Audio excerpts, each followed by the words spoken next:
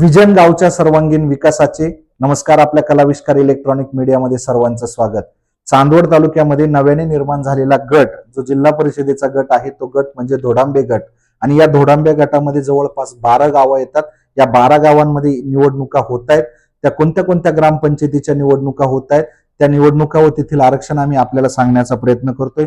प्रथम गाव आहे शिरूर तांगडी. या ठिकाणी सर्वसाधारण जनरल. वडबारे गावासाठी सर्वसाधारण जनरल. हट्टी गावासाठी सर्वसाधारण जनरल हे सरपंच पदासाठीचं आरक्षण आहे. त्यानंतर आसरखेडे या ठिकाणी सर्वसाधारण महिला जनरल.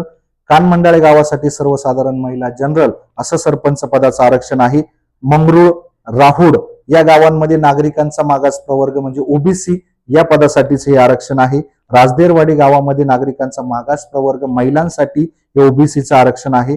नांदुरटेक या ठिकाणी नागरिकांचा मागास प्रवर्ग ओबीसी यासाठीचं हे आरक्षण आहे. धोडांबे गावामध्ये अनुसूचित जाती एससी कॅटेगरीसाठी हे सरपंच पदाचं आरक्षण आहे. सोग्रस गावामध्ये अनुसूचित जाती महिला एससी कॅटेगरीचे हे आरक्षण आहे. आणि 12 नंबरचं गाव ज्या ठिकाणी ग्रामपंचायत इलेक्शन होऊ घातलं आहे ते गाव म्हणजे कळमदरे. या ठिकाणी सर्वसाधारण जनरल हे सरपंच पदाचं आरक्षण आहे.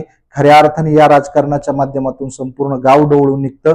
गावामधील अनेक वाद विवाद संपतात किंवा वाढताना सुद्धा आपण पाहिलेलं आहे.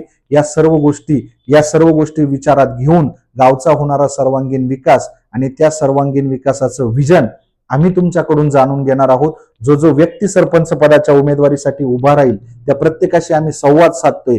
लवकरच आपण भेटूयात विजन गावच्या सर्वांगीण विकासाच्या या कार्यक्रमाअंतर्गत. तोपर्यंत थांबूयात. धन्यवाद.